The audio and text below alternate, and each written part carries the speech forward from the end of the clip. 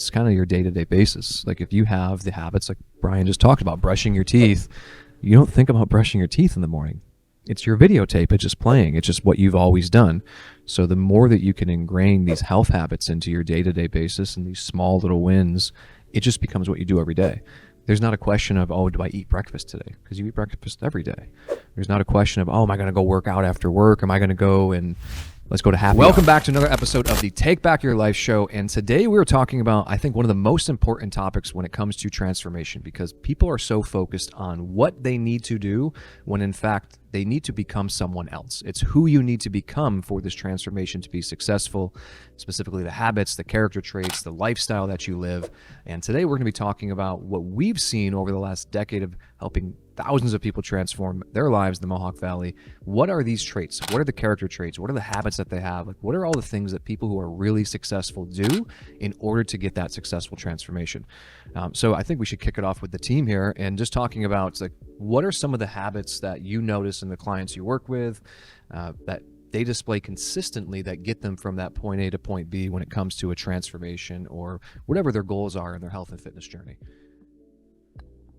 I was talking about this yesterday with someone that the biggest thing that I feel like helps people become successful long term is, it's not a sexy answer, but it's the truth, is just understanding the concept of consistency. Like, point blank, that's what it comes down to. It's consistency over time. And what we see so many people struggle with is the on the bandwagon, off the bandwagon, right? Or like, oh, this weekend sucked, and like they throw their whole week away or whatever it is. That's a really dangerous vortex that like so many people get sucked down, and why it's constantly dieting and like, you haven't felt good for how many freaking years do we hear people come in and say, literally decades, right, of not feeling good. I feel like that is just such a really big concept, where if you can understand that it's just about consistency, we're not looking for all in, because all in would be perfect and that would drive people crazy and it's unrealistic. And if you did have an off week, like, it doesn't freaking matter. People put so much, this is something too, I'll get fired up about this stuff. People put so much weight on holidays. Like, let's just use July 4th because that was the most recent one. They're like, oh my God, I totally screwed up, or like, I drank so much, or I ate so much. And then they beat themselves up and think that they need to double down the next week. It's one day. It's one day, and people put so much weight on that one day, but they neglect the 364 other days. It's like that day doesn't matter if you're consistent over time with the rest of the days. And then you can actually enjoy that holiday, whatever it is, or birthday party or season of life, right? You can actually enjoy it without stressing about it. It's like, when you understand that concept, this whole stuff becomes much more enjoyable, much more realistic. You can do it successfully long term. So just be consistent over time and shut up about everything else. You know, to piggyback on that, like, I talk to people when I meet them for their milestone consultations about planning for an event, for, you know, whether it's a work trip or it's the 4th of July, because and let's be real. Okay, so we're going to have alcohol. We're going to have potato salad if you want potato salad, but let's make a plan, because if you make a plan, you're better for it, and then your head is okay with it. And then we can continue to move on and move forward. So a lot of people are starting to get that, but they have to go to these consultations and have those plans so they understand it's okay. And also understanding that the plan, like, I know we've used this analogy for ourselves before, like, in order for the people to be successful, right, and be able to do this long term, planning can look differently depending upon the season of life that you're in. Absolutely. Right. So planning doesn't have to look like 8 hours on a Sunday meal prepping. If you want to, cool. If you are in a season of life where you have more time to do that, great. But if you're in a really busy season, I'll use Ryan and I for an example, because we just did this a couple months ago.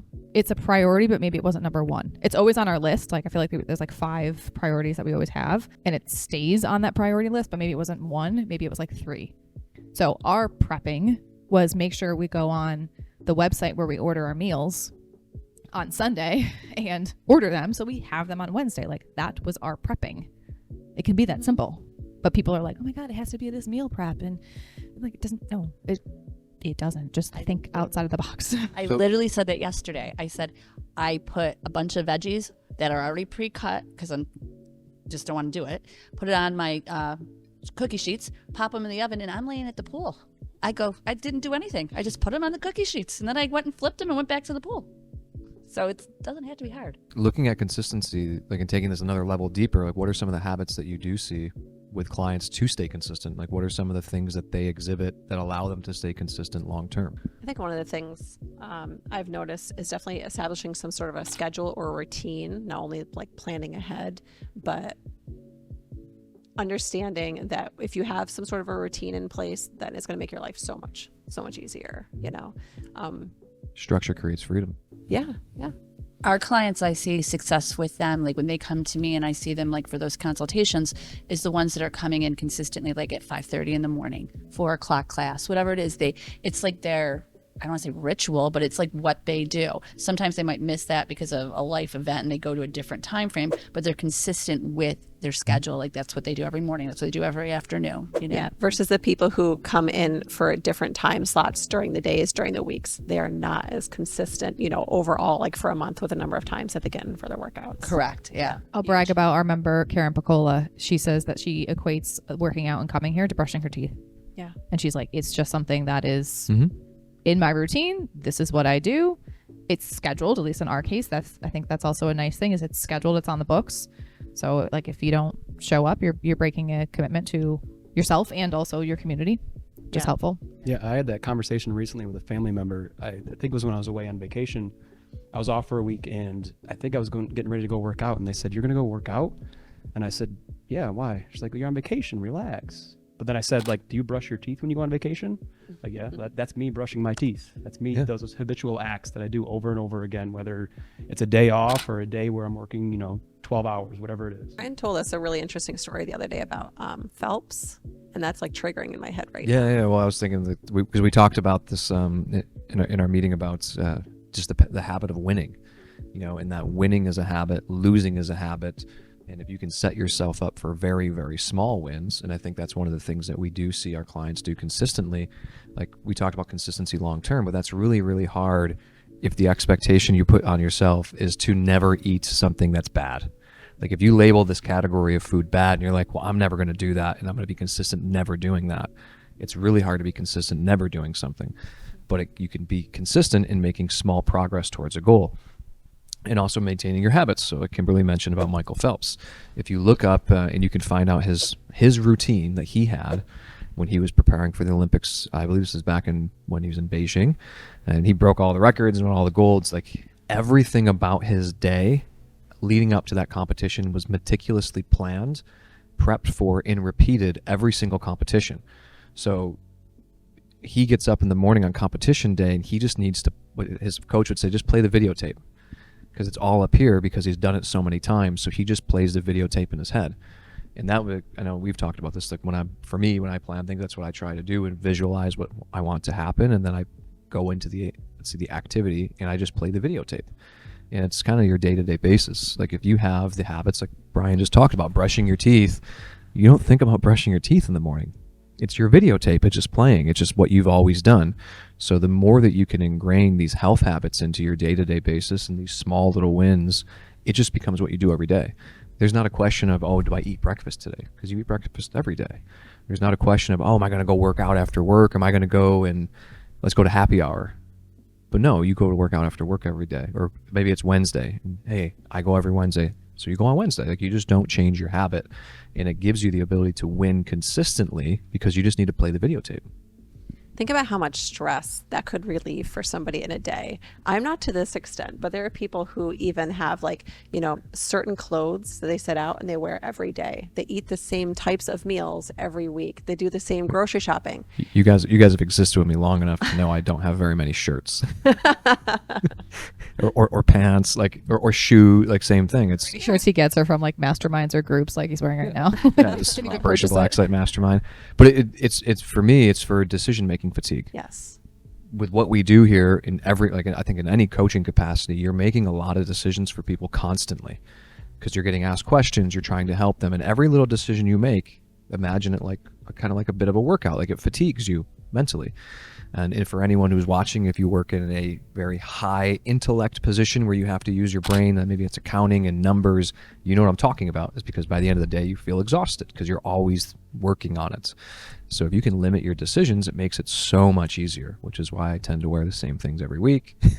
My laundry's the same exact time. Every time you wash it, it's always the same clothes. I eat the same breakfast every day, pretty much same lunch and same dinner. And when I'm not doing those things, it's probably when it gets worse for me. At least, like when I don't do my habits is when I feel the worst. Yeah, and that gives you a lot of time to be able to put extra thought and effort into the other things in your life that really matter, whether it's work or family, you know. So I mean, it makes think a big about that. difference. Really, like imagine, like just think of what I would say like is our general thing that happens in society is you stay up late watching Netflix, you maybe have a glass of wine or you have a beer or whatever you're doing, you go to sleep too late, you wake up the next morning, you feel dehydrated because you've been drinking, you didn't sleep long enough, and you're late for work. So you get dragged out of bed. You don't jump out of bed because you're tired. So you get dragged out of bed. You have to quickly put something together to eat. You're going to throw on whatever clothes. You're going to go to work. Now you're underfueled. You're already tired. You have no water because you're dehydrated. And you're going to feel crappy all day. And then you're going to get your coffee. And you're going to have your coffee and you're going to feel great. And you might get an idea to go do this at lunch, but you didn't prepare your lunch. So now you have to go out to lunch. Right? And you just get, I call it getting dragged through your day versus walking through your day and leading yourself through your day. If you don't have any plan, you just get dragged through and you become a victim to the circumstances around you. I'm going to throw it back to Brian for a second. Do you have any like advice, or I guess what worked for you to become that person where it is, this is what I do every day?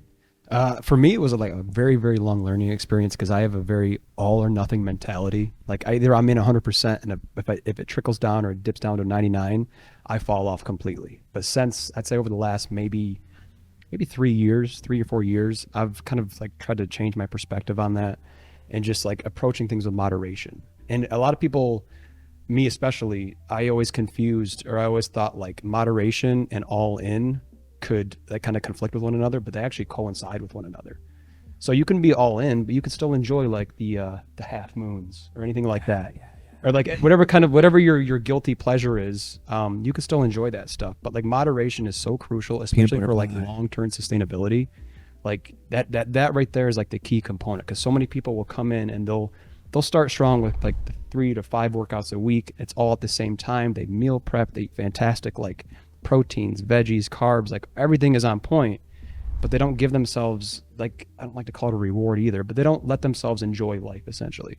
And that's only sustainable for so long. And as soon as you like, say you stick to a strict routine for maybe it's 2 to 4 weeks or whatever it is, like a month or two, that one day is going to come like that July 4th or that holiday. And as soon as that day hits, you're going to go balls to the wall, like eating, drinking, and then you're going to feel like crap afterwards. And then you're going to, I don't want to say lose progress, but it's going to be so much harder for you to bounce back into the game. I just thought of something as you're saying that, and it's slightly off topic of the character traits and everything, but we talk about people who coming into our programs and setting their goals, right? And I know you guys are going to know what I'm talking about when I say this, but we have some people who come into, let's say, our Take Back Your Life transformation program, and they tell us, or they ask us, what's the most someone's ever lost? And then they say, I'm going to break the record, or I'm going to do this really, really, really large accomplishment in the course of 42 days. And that's their whole focus, is I'm going to do all in on this for 42 days and hit this amazing goal and try to break a record. And I can tell you that everyone who's ever said that and comes into the program with that intention, they might do that, but 6 months later, they're back to where they started. And it's like, instead of trying to break that record for 42 days, what if you just tried to never go backwards again? You know, what if you made one change every single day that never allowed you to go back, and you just kept going forward? If you can think of it like a forward rewind, you always want to be playing your videotape, going back to the analogy of the videotape, like constantly. You don't ever want to have to rewind it. So the way you don't rewind it is don't make yourself some unrealistic goal that's going to stress you out, overwhelm you. And like Brian said, you're going to go out on a bender because, hey, it's 4th of July or it's so-and-so's birthday and we got to drink tonight. Like, no, you don't. I just had a conversation with somebody who ended a Take Back Your Life today. He did fantastic. He's been very good. but we talked about the 80-20 rule. He was actually implementing kind of 80-20 at times because he was traveling. He had to go down to Maryland. He had some work things. So he and I had met and talked about it and communicated. And he's like, I had a piece of cake down in Maryland because it was some kind of cake. I don't remember what he told me it was, but I didn't have the whole piece, he goes. And I split it and gave half to my daughter's boyfriend. He goes, now before I would have had the whole piece and then some of her cheesecake she didn't eat. So I said, see, those are huge wins. Now you're understanding like how it doesn't have to be all or nothing, that you can still enjoy life. That's what we do this for. But then you get back on the bandwagon, you go back and you're going to have something healthy later, right? We're done with it. It doesn't have to be 6 days of it. Well, it's also funny too, because that reminds me of another client that I have that I'm working with, and she was talking about that in relation to bread. Like she said, she ordered we're in Utica. If you're not familiar with Utica, we have really great Italian food, and she ordered Riggies and greens the other day, and it came with bread. And usually she houses the bread, and she said she had a bite and then she was satisfied, and she was so pumped about that. She's like, that never happens. I feel like I want to inhale the whole thing. And it's cool because when you are all the things we talked about, consistent over time and prioritize yourself, naturally the things that you've been trying so hard to do, right? Like you said, I can't have bread. That's a bad food. It's like all the things that you've been trying to do naturally happen because your physiology has changed to the point where your body doesn't want that anymore. It's going to react differently. Yeah. And it's like once you understand that versus it's almost like putting a square peg in a round hole, right? It's like Doesn't fit. it's not going to fit. It's not going to fit because you're doing it wrong, right? You've been restricting. You've been all in, like you said, all in for the first couple weeks. And then, oh my God, a one day came and it blew you up. It's like thinking of it differently. The mindset, it's all done. You know what? None of this is brain surgery. None of this is brain surgery. I say it all the time. It comes down to the mindset and your perspective and how you can shift that perspective for yourself. Mind Once- over matter. Yeah, literally once you're able to do that, and I'm not saying it's easy, it takes time, just like anything else, but it's an entirely different lens of how you view your health, where it starts to become enjoyable. It starts to become manageable. It starts to become fun. You don't feel restricted, deprived. You understand you can have this thing and then just get back to life. It's empowering. It's so empowering. It's a great word. It's so empowering. So empowering to be able to come to the gym and do more reps than you used to do, or to lift something heavy, or to say, I can have a taste of this and I don't need to eat the whole piece or the whole entire And not get thrown off loaf. by it. Be like, Yeah. cool, that was great. That was delicious. I loved it. It tasted great. Yeah. That hit the spot. And then move on. Exactly. I had a conversation with a family member just about like a week ago, and we're talking about like children, and the conversation was like, well, how do you not become overwhelmed when things aren't going your way as a parent?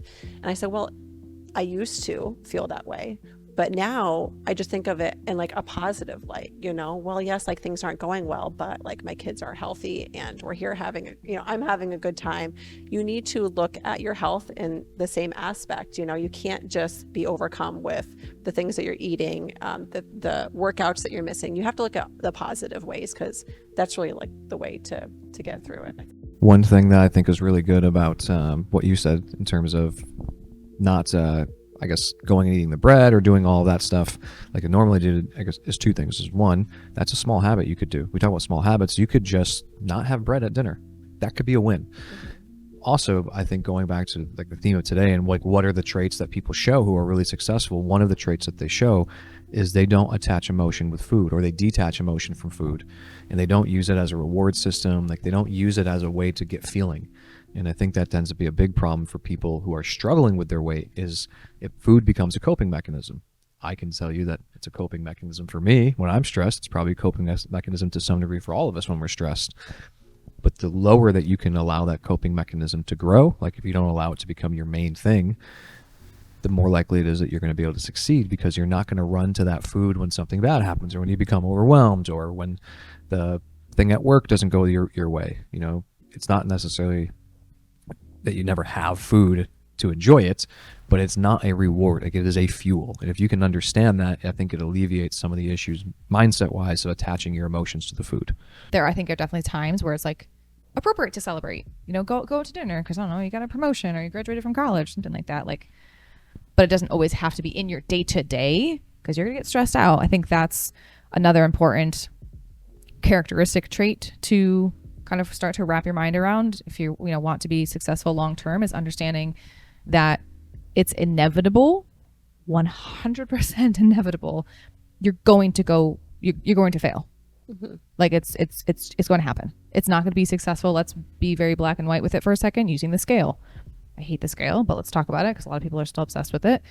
You're not going to see week over week weight loss. That's just not how it works. So the faster you can understand that's not how it works, the more successful you can be continuing it long term.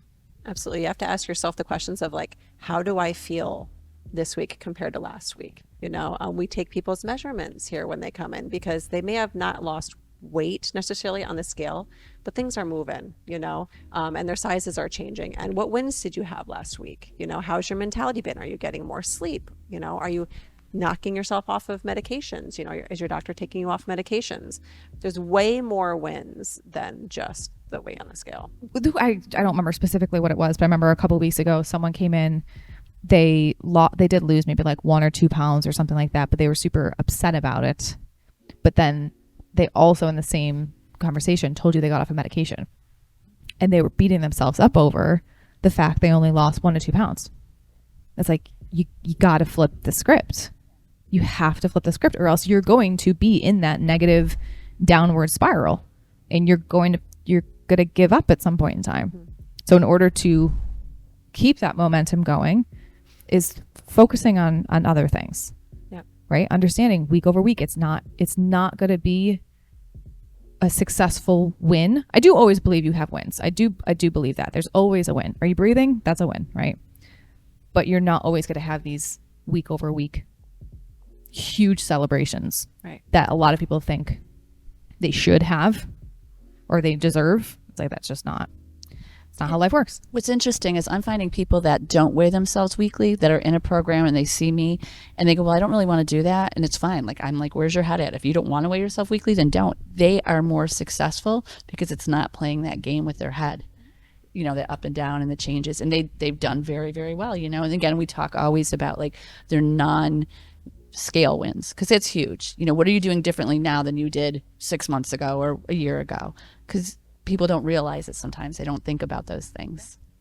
I think an interesting perspective shift, because you mentioned about like the importance of failure and like in learning, is that one of our new coaches who just started with us, I know Brian, you're going to know where I'm going to go with this, is when she checked in with us, a 30-day check-in, how things have been going.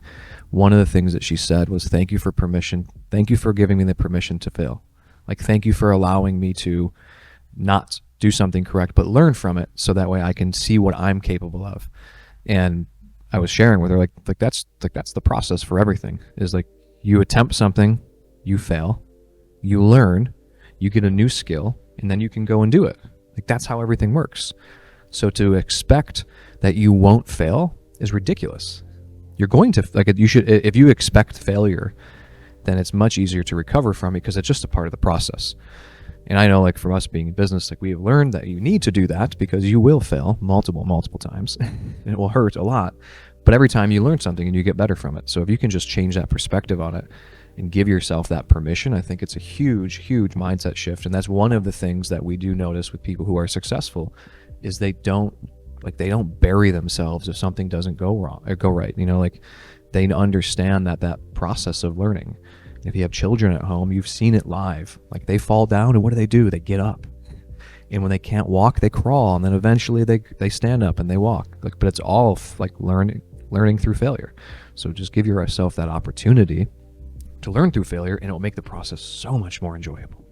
I'll definitely speak to that on a personal level too. Like, I know I've shared a lot about my past 2 years with the miscarriages and then moving into working with a naturopathic doctor. And I think a lot of times people look at us and be like, you guys never have problems. So like, maybe we enjoy doing this more. Like, maybe we enjoy working out and eating well, maybe a little bit better than more than you do, but that doesn't mean that we don't have our own, like, we're humans, right?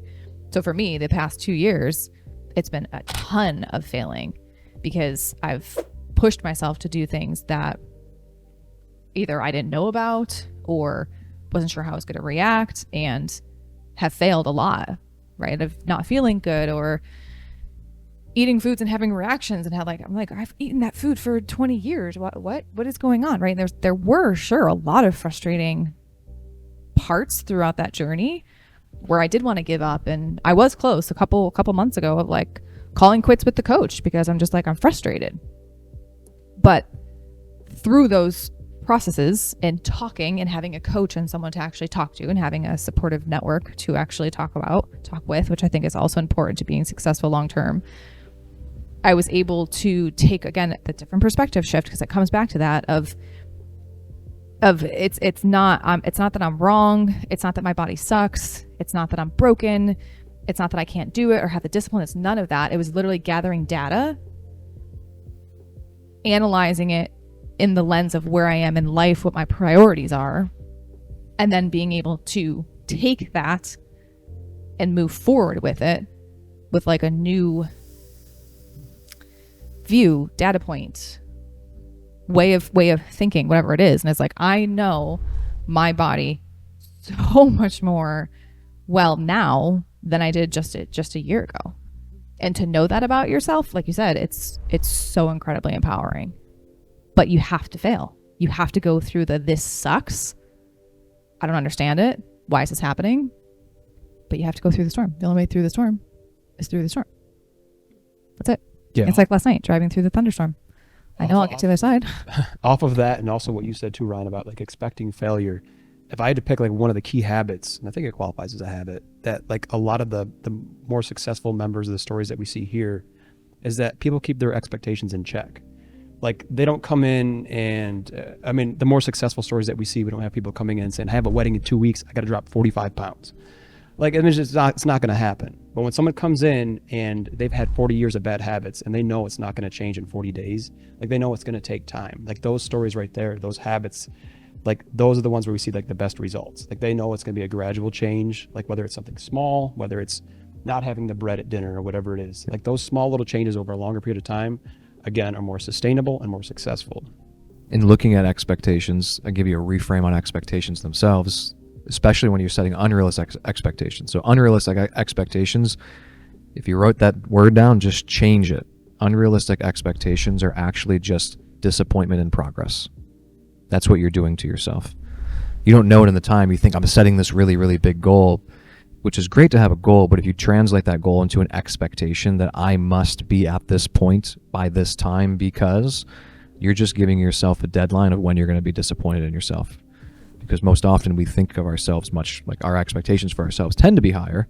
So we set ourselves up for this failure and then we get all upset with ourselves about it. But like we made that decision way over here as soon as we set it, you know? So if you think of like unrealistic expectations are really just disappointments in progress, you will put yourself in check, like Brian said, to not set yourself up for that disappointment.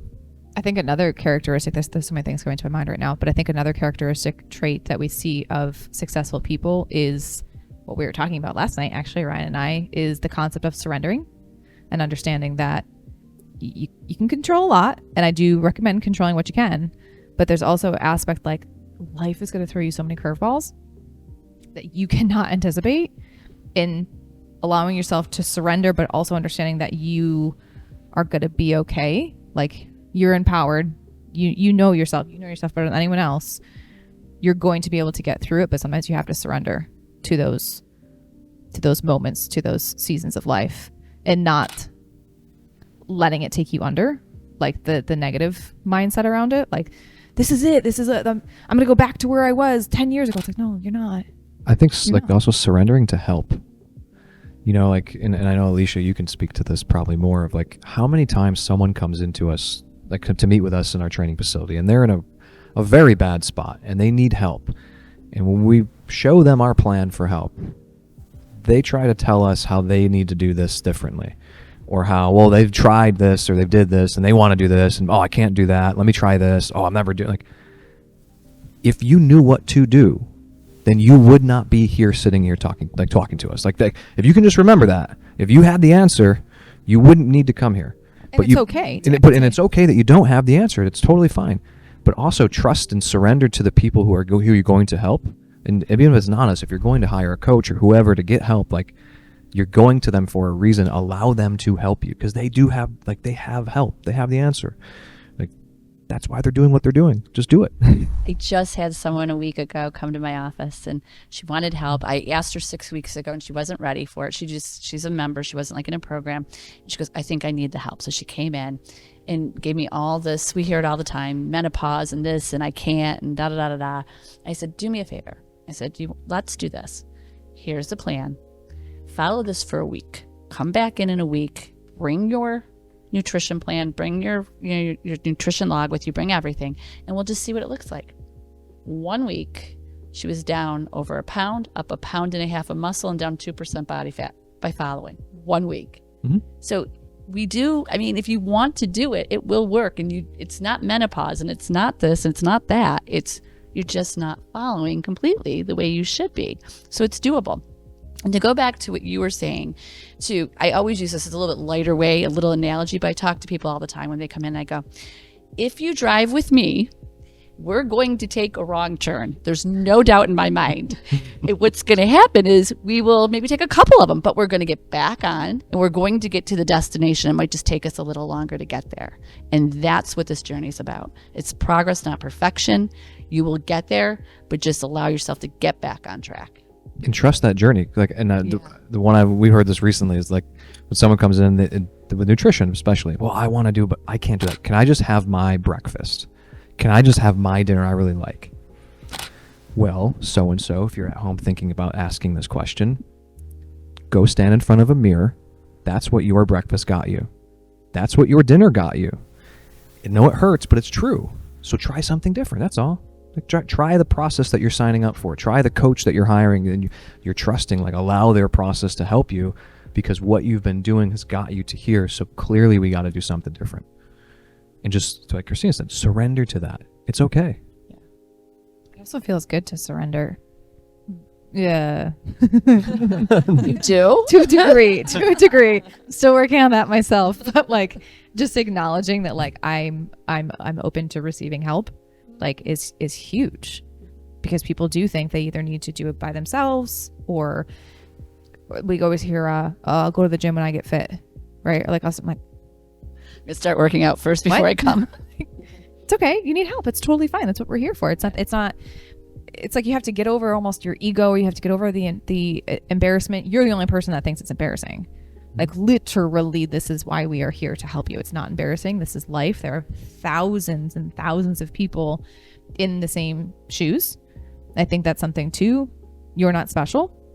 I know we've said that multiple times over the years. If you're watching, I apologize, and I don't apologize. You're not special. Everyone is in the same shoes, same issues, thoughts, injuries, whatever it is. It's like, it's okay. It's fine that you're not special. We're here to help you. I think you just nailed another character trait. They ask for help. That's right. That's like, and as someone who has taken I still struggle with knowing how to. Kim knows, I don't know how to ask for help sometimes, because I never, for most of my life, I did everything myself. Like, I learned how to do everything myself. I taught myself. So by doing that, especially for someone who becomes self-sufficient, is you teach yourself unknowingly that no one will help me, but they will. You just have to go and ask, and you have to allow yourself to be vulnerable for that moment or few moments where you can open up and tell someone what's going on, and you'll find out very, very quickly that there are people who desperately want to help you. You just have to allow them to help. And then your life changes. It does. It like does. Exponentially. And I think as we're talking about help, that can kind of segue into the next thing around support systems. Like, because I think that's another key thing that we see with people is they develop in some way, shape, or form a support system for themselves, or they surrender and they get help from a support system that already exists. So I guess, what have you guys seen from clients, like some ideas for support systems? Like, what have you seen in that world that's worked out really well amongst our members? I see our members calling each other out when they're not at a certain class. Like, oh, you weren't at the 6:30 class this morning. Where are you? You know, which I think is great. But in a friendly way. In a friendly way, yeah, yes, in a friendly way. But that's important because they know that they have their back. Mm-hmm. Like, they feel bad. Like, oh, sorry, I didn't mean to let you down. I'll be there tomorrow. You know, I had this going on. But again, they truly care and they want to help them. And that's why they do that. And I think why that's so powerful, this is something I just saw recently, a way to explain loneliness that I've been thinking about this week because I just saw the video. It actually came from comedian Theo Von, and he was talking about that, like, people don't understand what it's like to be lonely. And the way that I would describe loneliness, if you struggle with understanding this, is that it's not that someone feels like they have no one, it's that they feel like no one has them. And I think that's the most powerful thing we see in the support systems that we have in our community, and that we see with our members who develop their own support systems at home and through friends, is that they have that feeling now that someone has their back. And that's a very, very different feeling than saying, oh, I've got friends, or oh yeah, I've got family. But when you know someone has your back and they're there for you to say, hey, where were you today? Not to call you out, but because I missed you and I really liked having you there. Or, hey, how'd that go last week? I know you're going through a tough week at work. How'd you do? And that's just the person you work out next to. You know, I think there's something special about that in that support system where everyone is open with one another.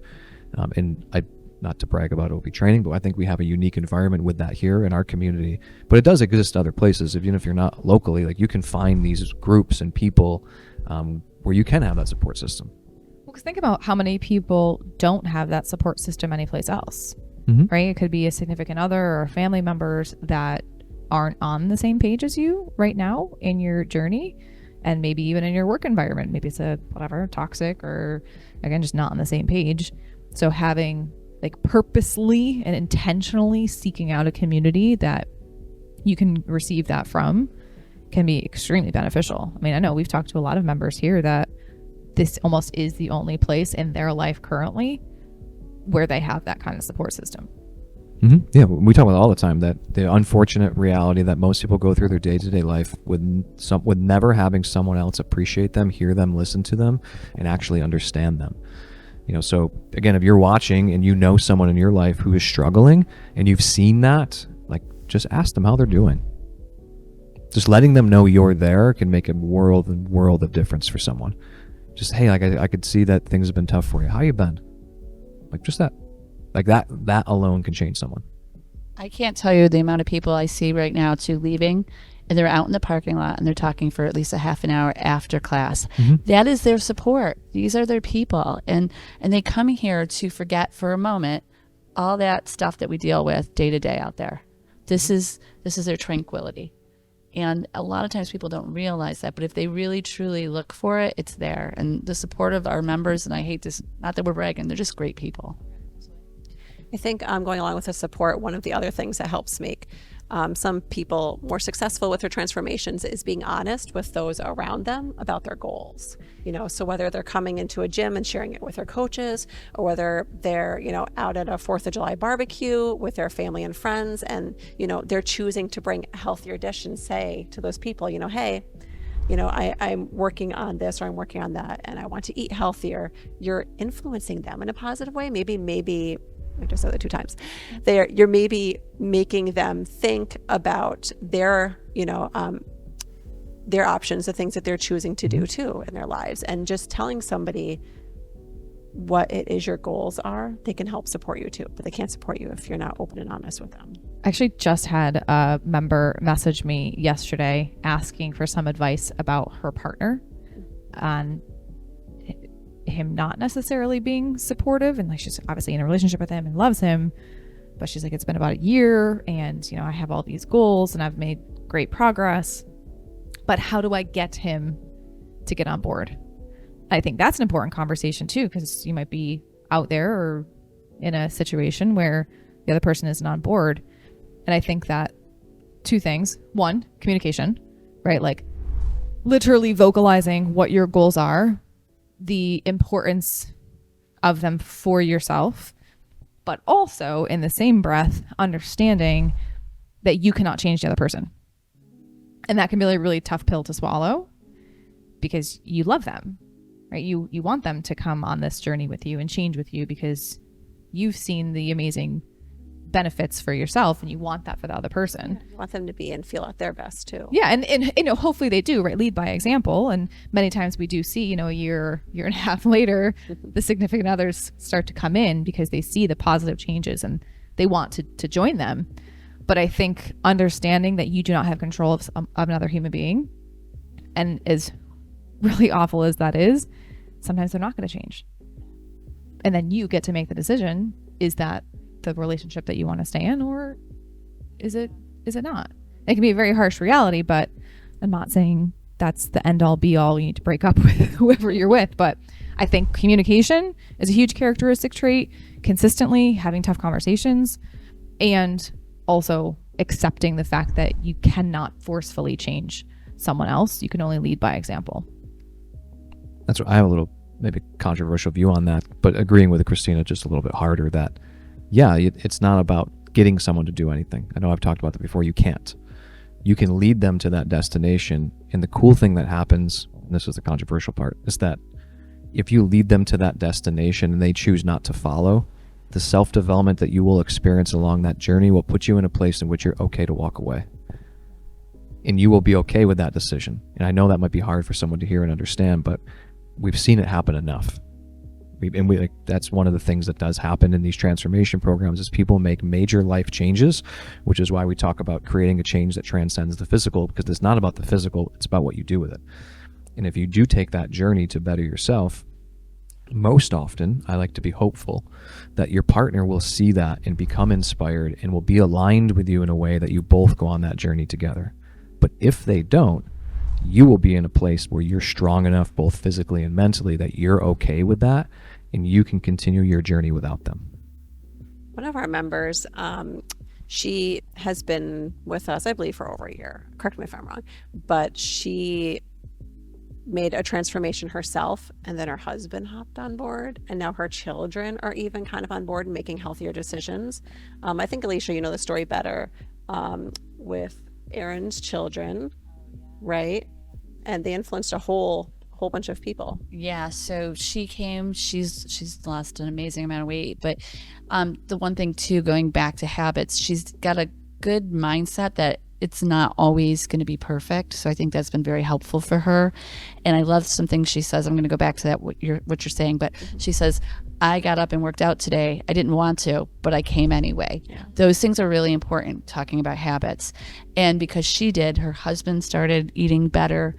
Her children, they're doing yoga, they're eating well, they're eating her foods. And that typically is what happens. You know, typically when somebody makes those healthy changes, and I tell that to people all the time, because they're like, well, what about my family?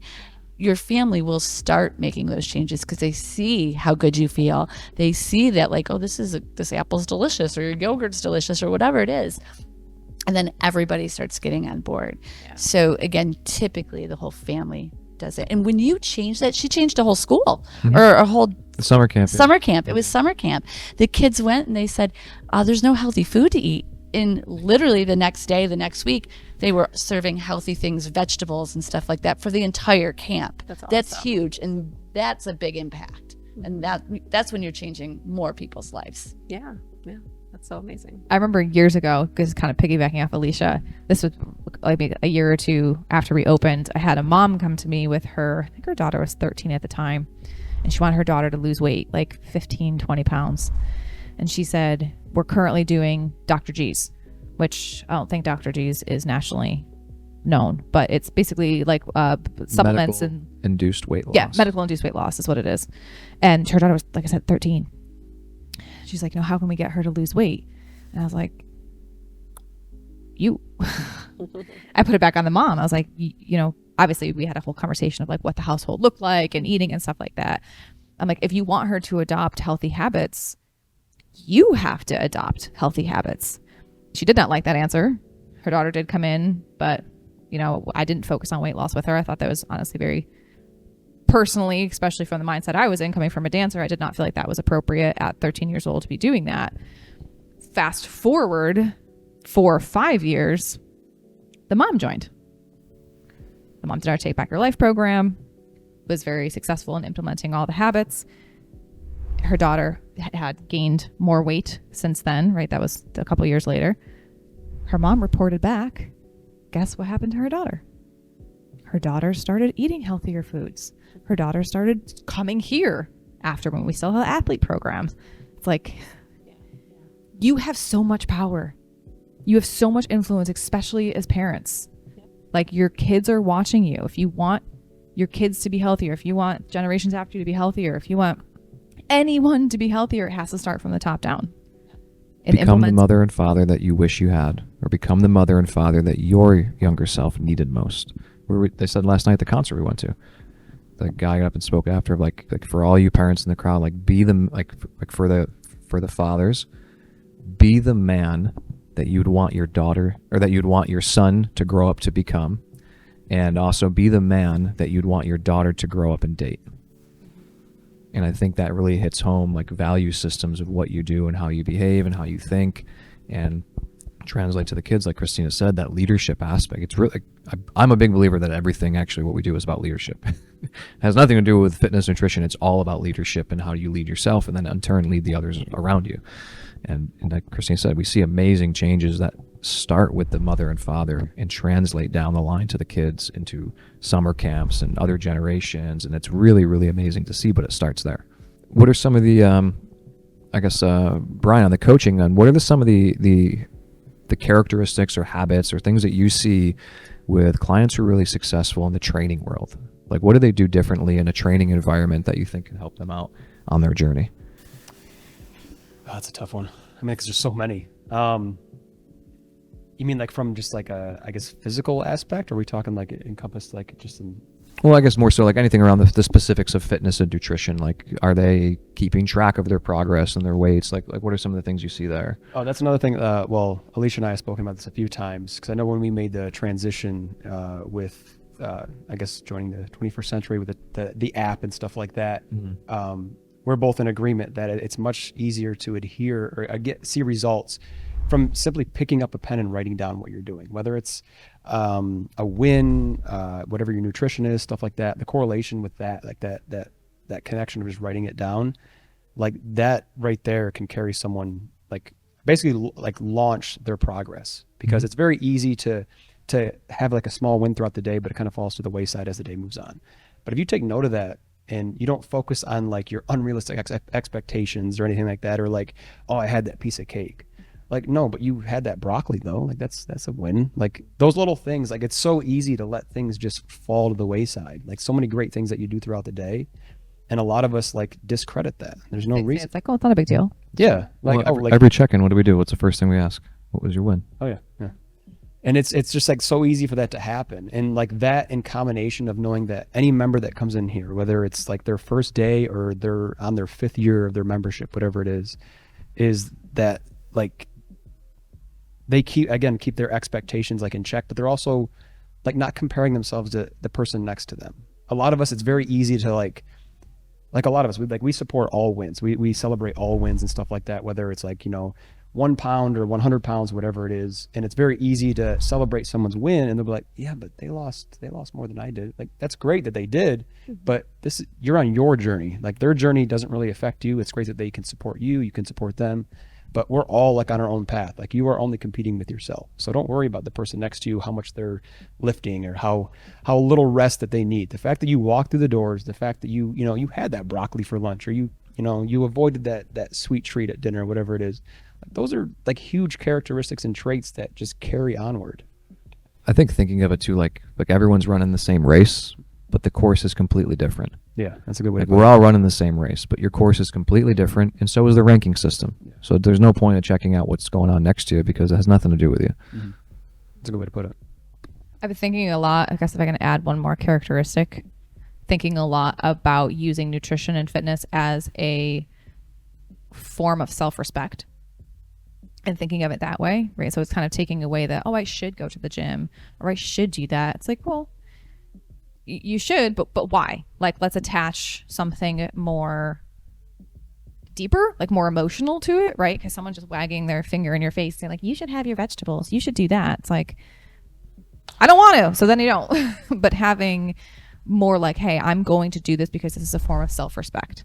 I'm going to work out consistently because that is a form of self-respect for myself. And I was thinking too, when you were talking, like it doesn't even have to be, for the viewer at home, it doesn't even have to be at a gym, right? Like obviously, yes, one of the characteristics we did talk about is community, but maybe you're in a season of life where you have a newborn and you're like, there's no way in hell I'm able to get to a gym. It's okay, do it at home. right? And you can still have a community virtually, but doing that is a form of self-respect. And I think thinking of it that way, it's like, of course you want to respect yourself. You don't want to be disrespectful to, you wouldn't be disrespectful to someone else, but we don't always put it back on ourselves. And I think going along that same lines of self-respect is the idea of self-talk. I do think that that's one thing we see in clients who are more successful in their journey is they control the self-talk a little bit better, and they probably have a different self-talk. And if you're not sure what I'm talking about, what's the voice inside your head that says the things about yourself that you don't really like? And people sometimes get caught up in that. And I believe that there is a self-fulfilling prophecy that if you say something enough, it will happen. Like, I believe it might be a little too woo-woo, but there's energy, and you're putting that energy into the universe, and you're speaking these things. Like, the way I would say it, like, don't ever speak those things over yourself, and don't allow someone else to speak negatively over you as well, because the words that you hear have meaning, and you internalize those meanings, and whether or not you know it, subconsciously you will believe it eventually. If you tell yourself you're bad, if you tell yourself I'm not good enough, if you tell yourself I'm a failure, you will become a failure over time. Just like we talked about winning a habit, failing a habit, the way you talk to yourself, that becomes repeated and it becomes real. And I think we can all see that. We talked about the goals and the clients that come in here. What's the first thing that they do? They vocalize what they want. And then what happens? They get it. But if they never vocalized it, they would never get it. And if you always vocalize the things you don't want to experience, it's kind of like driving a car and you're like, I don't want to hit that tree, I don't want to hit the tree, I don't want to hit the tree. Oh shit, how'd I hit the tree? Because you were looking at the fucking tree. That's it. Like, because that's all you were looking at. So if you're like, oh my god, I'm gonna screw up at this party. I'm gonna eat too much. I'm gonna eat too much. I'm gonna eat too much. And then an hour later, you're, I don't know, face first into a thing of cake or whatever your jam is. Like, of course, because that's all you thought about leading up to it.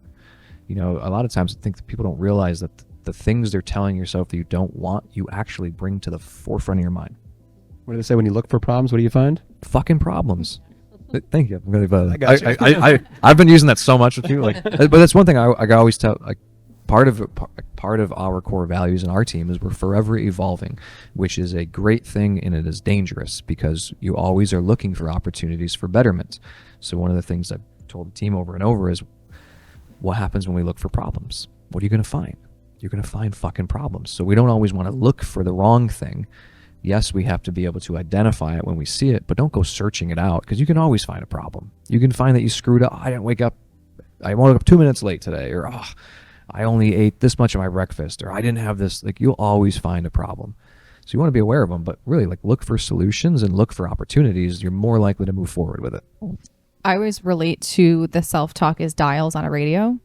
And especially, in my world, I talk a lot about like relationships with food, but this can go into any category. As like, for a lot of people, the voice in your head, the negative self-talk, the criticism might be like a 10 out of 10, right? Of like all the things you just said. Oh, you didn't do this. You sucked at that. You didn't work out today. Oh, screw it. What we want to do is, over time, I don't know that you can ever get it to zero. At least in my head, I don't think I can ever get my negative self-talk to zero, but maybe like a 1 or 2 where I can catch myself, correct it with a positive affirmation or something that I did do well, and then move forward. So it's I like analogies and I like visuals, right? So I can see that visual dial of like, it's cranking at a 10 out of 10. Everything's very negative right now. I don't know how I'm ever going to get to my goal, to be able to like hush the voice a little bit. It's not going to go away, but hush it, where you can just like, okay, I hear you, but we're going to just move forward. And challenge it. Is that true? Like, that's a Byron Katie are doing the work. Like, ask yourself those questions. If you catch yourself saying these things about your own habits or whatever is going on in your life, is that true? Yes or no? You're most likely going to say yes. Is that true? Absolutely, without a doubt in your mind, 100%. Can you absolutely prove it's true? Most of the time, you can't answer yes to that because you don't have all of the proof. And then you have to go through and ask yourself, what proof do you have to support your thought? And the last one was just a really powerful question. Who would you be if you let go of it?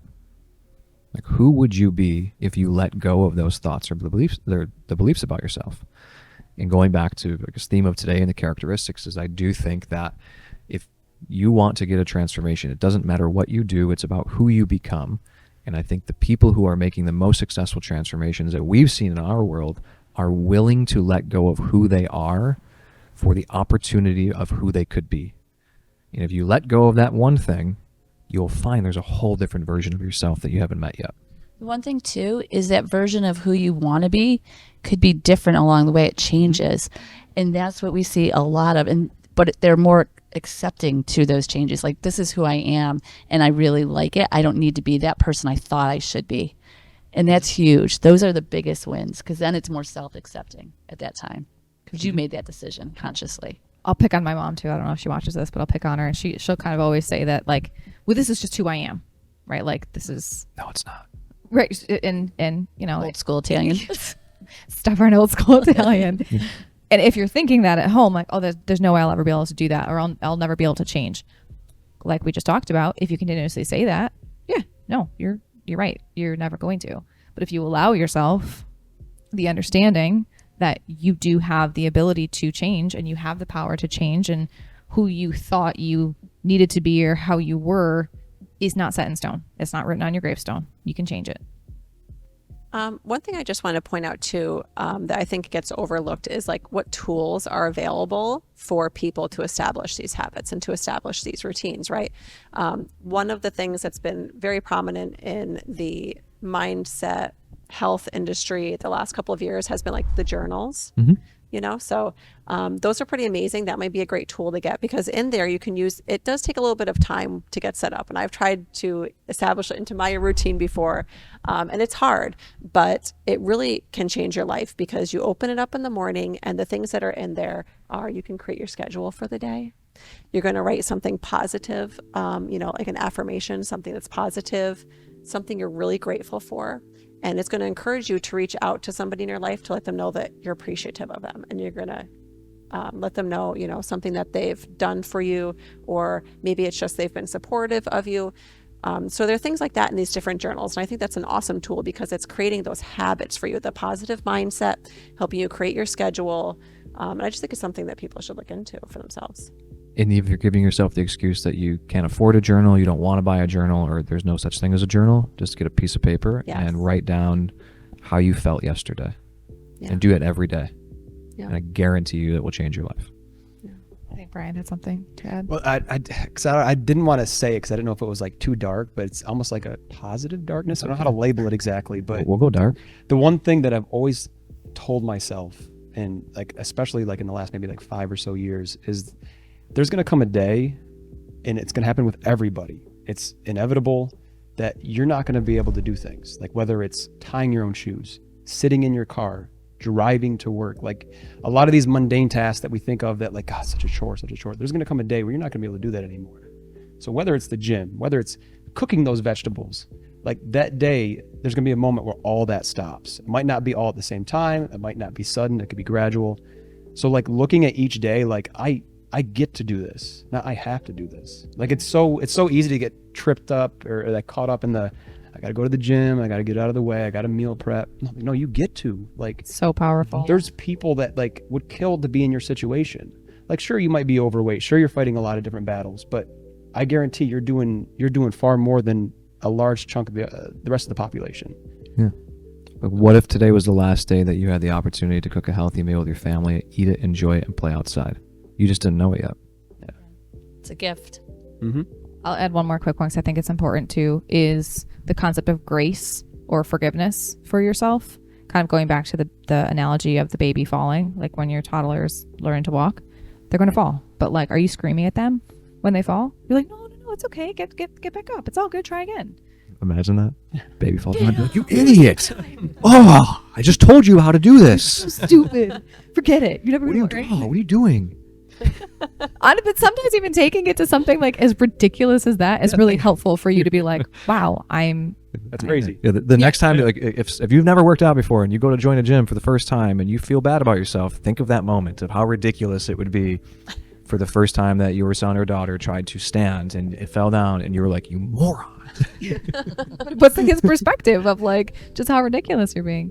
But giving yourself that, I always say, treat yourself as a baby. At some point in time, we stopped treating ourselves as a baby and giving ourselves TLC, giving ourselves grace and forgiveness, giving ourselves a bedtime routine, right? Even that stuff. So it's okay. It's all good. Give yourself some grace. Give yourself some forgiveness. Goes a And- long way. Implement these type of habits you've heard here today, the lifestyle changes, morning routines, mindset, all of this stuff. Don't implement all of it. Just do one thing that works for you, even if it's just not eating bread when you go out to a restaurant. And as always, please let us know how we can best help you. Let us know what are the things you want to learn about on the show. Let us know what are the habits that work for you. If there's anything we didn't cover, we would love to hear new ideas and strategies that you've used to be successful on your transformation journey. I think, no one else add anything? Good. No, We are out for today then, and we'll see you next time on the Take Back Your Life show.